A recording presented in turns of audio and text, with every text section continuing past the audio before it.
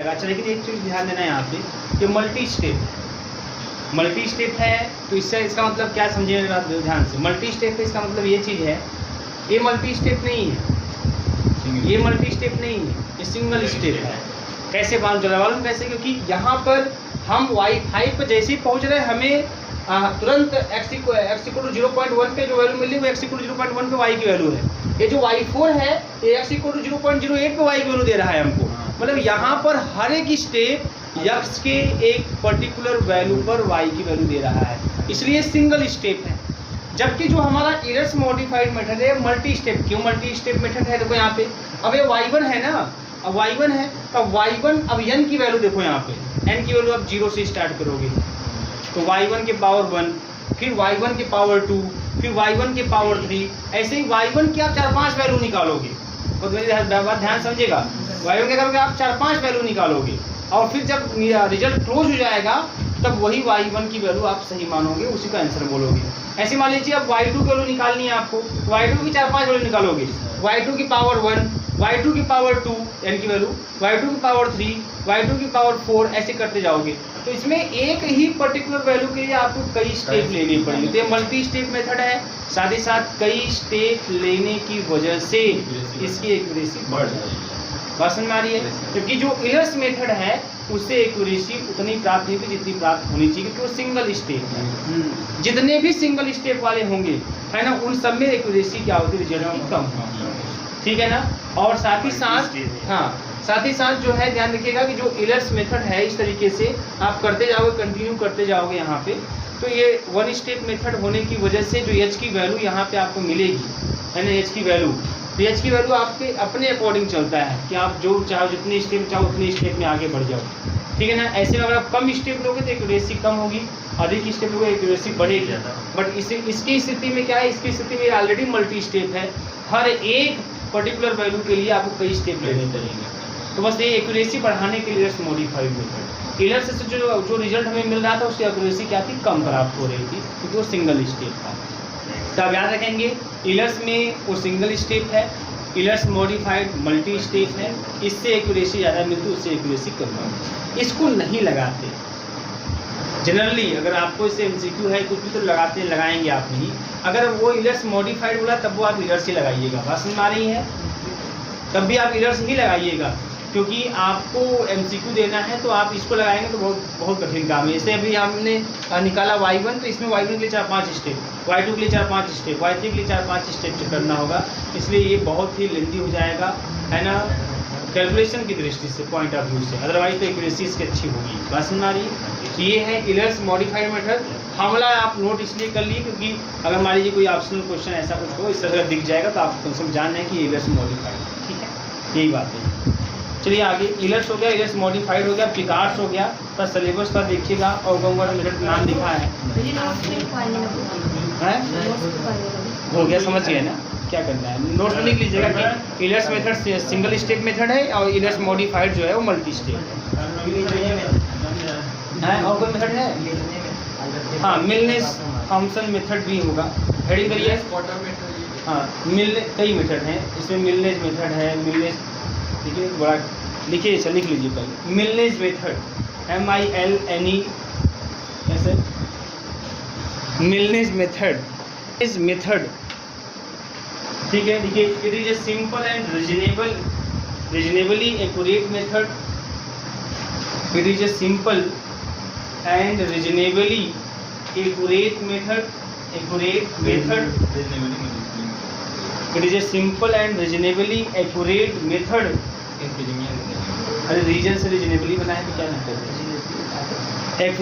Accurate method आप solving differential equation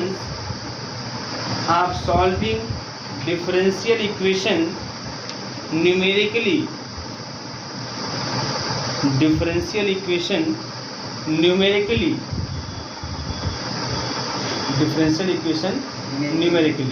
देखिए, the Milne's method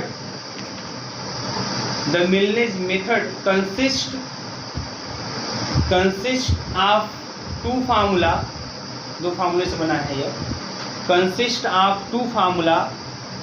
the first formula the first formula is known as Milne's predictor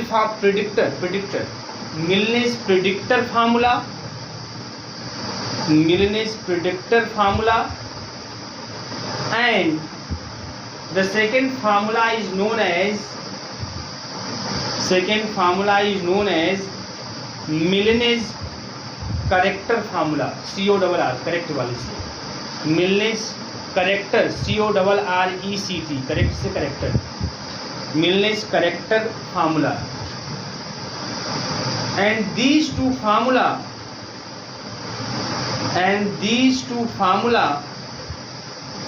is given as, पहला formula है yn+1 is equal to yn minus का 3 और plus का 4h/3 और 2 y dash n minus का 2 और minus का y dash n minus का 1 और प्लस का 2y डैश n।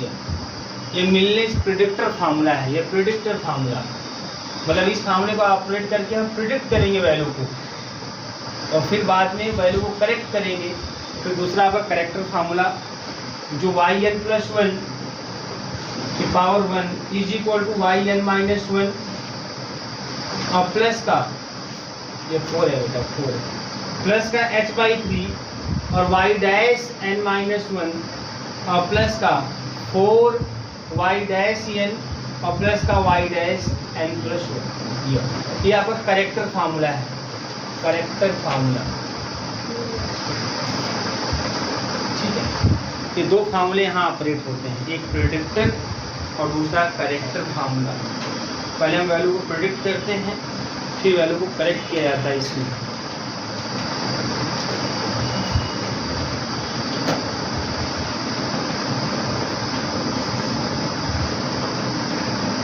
ठीक है, ये इस तरीके से। अब देखिए क्वेश्चन में एक करा देता हूँ आप लोगों से।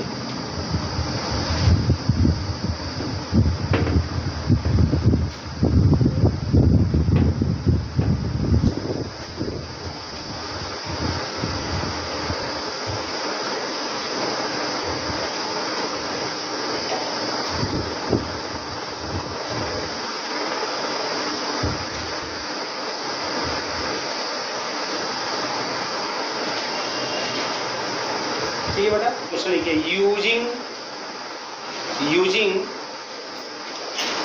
मिलनेस method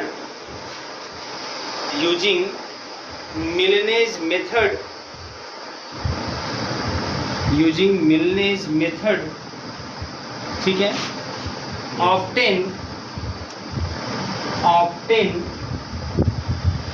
y 0.4 from the given table of tabulate values and y dash दिया हुआ है y² माइनस x², वैल्यू दिया हुआ x y और y डैश की वैल्यू दी हुई है।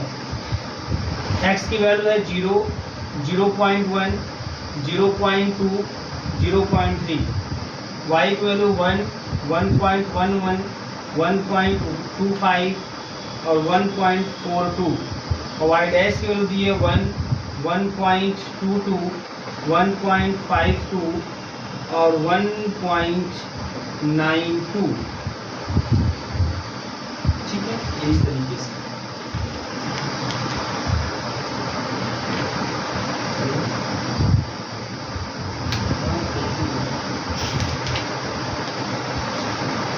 ये वैल्यू दिया हुआ है, ठीक है, ऐसे।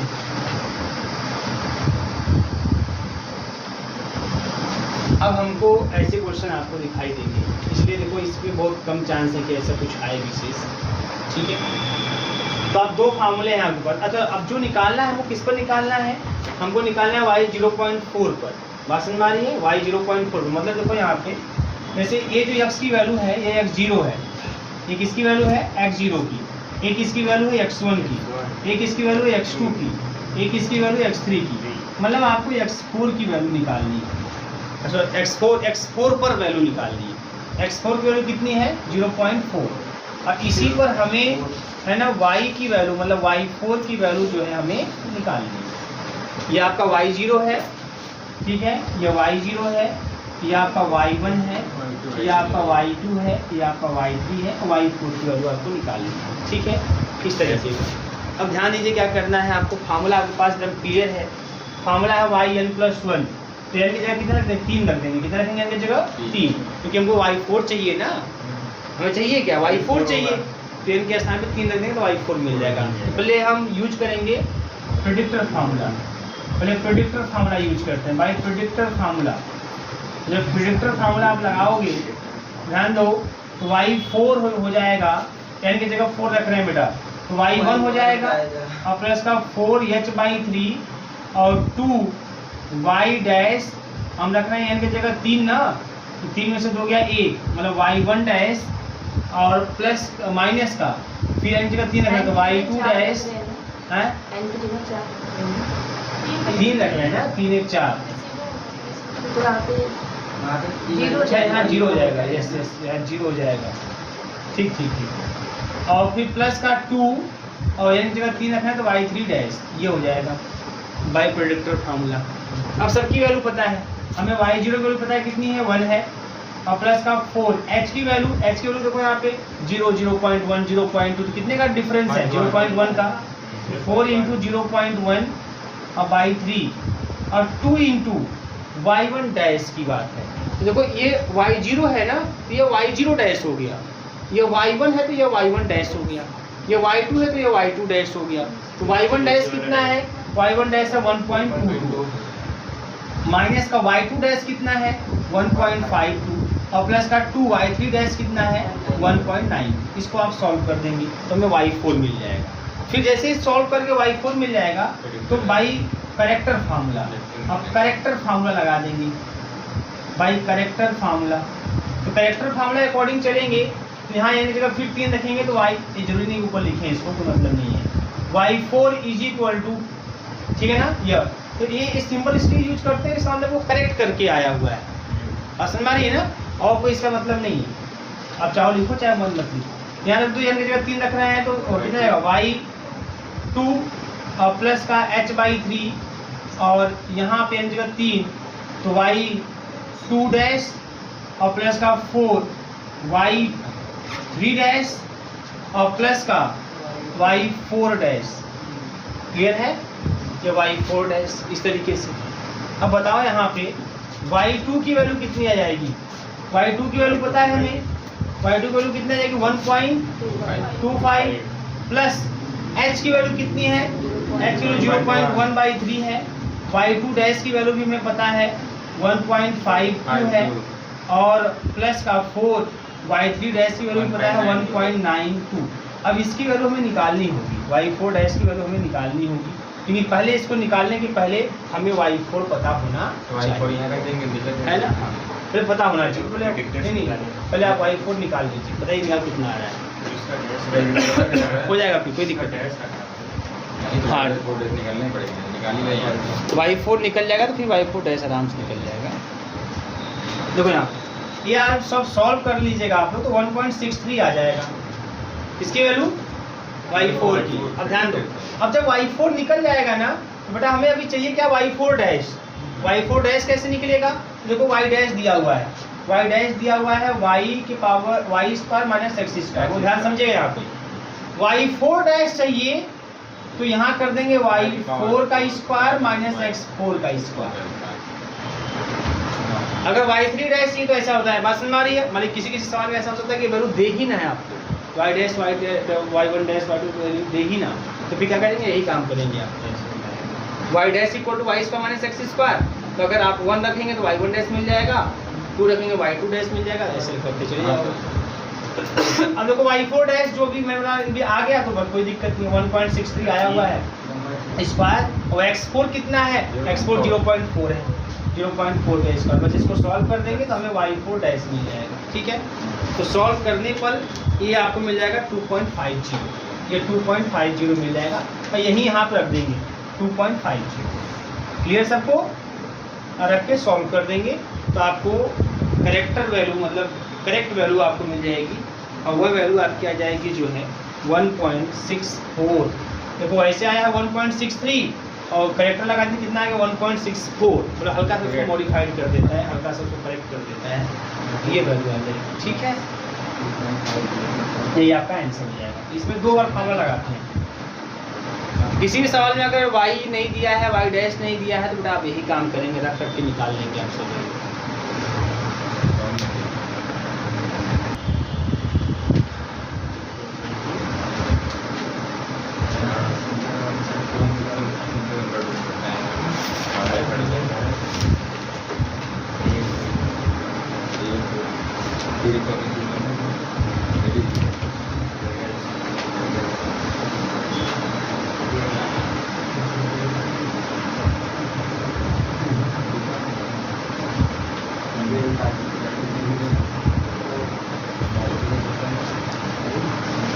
ठीक बेटा, तो एक चीज़ आप और ध्यान रखिएगा कि जो मिलनेस मेथड है या मिलनेस सिम्पसन मेथड, दोनों का नाम एक ही है। मिलनेस मेथड या मिलनेस सिम्पसन मेथड, सिम्पसन मेथड, एक चीज़ याद रखेंगे, इट इज डिराइव्ड, ये कहाँ से डिराइव, कहाँ से प्राप्त